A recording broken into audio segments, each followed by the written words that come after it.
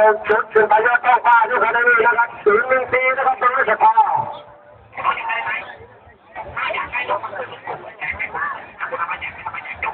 เปิดออกมาพอครับใส่สองพันลายปั่นครับพี่น้องครับจะจบไม่เห็นหรอกเปล่ามากสอทอครับสายทอ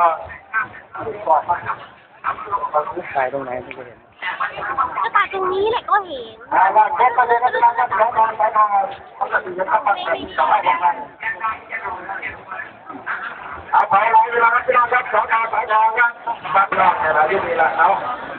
ไม่ไม่รู้ใจแต่ยังทำเพื่อพี่น้องเธอครับพัฒนาครับเอาหลายครับประจำไปเรื่องของพี่น้องครับ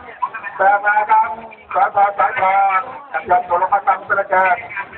กับความจุดแจ้งครับพี่น้องครับจุดแจ้งนะครับทุกมาครับดังเลยนะครับกดตั้งนะครับกดมาที่ข้างล่างนะครับสายทอครับสองพันครับกดตั้งจุดเลยครับได้เยอะครับครับมาจุดแจ้งครับพี่น้องครับจุดแจ้งเป็นไงนะครับขอสายทอสายยันครับสายยันมาเลยครับก็เป็นแบบนี้การปัดจุดแจ้งของสอทอสายยันมาปัดเป็นไงครับยกโทรศัพท์เอาไว้คุณพ่อเลยครับอาจารย์ขอแจ้งเลย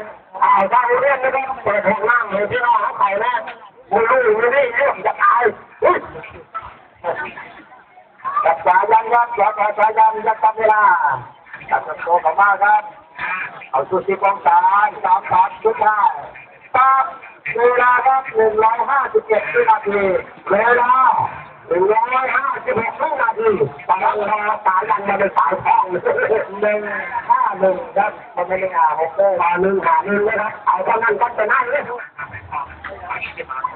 วันนี้ต้องจับได้ที่2แล้วได้ที่2แล้วได้ที่2แล้วเดี๋ยวตามครับผมครับ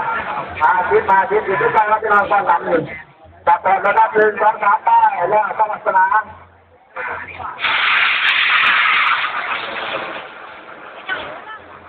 โอ้ยไปทางไปนะครับคนละจิตคนละทางมาเนี่ยมันค่อย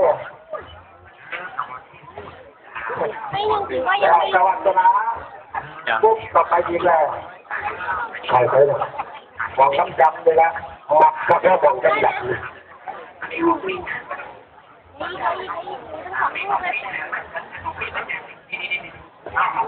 บอกว่าไม่ไหวบอกว่าคุณเลยเนาะต้องจับเลยเนาะจะลบขาอะไรทั้งนั้นวันน้อยยังสูงเลยอ่ะเดี๋ยวสวัสดีนะ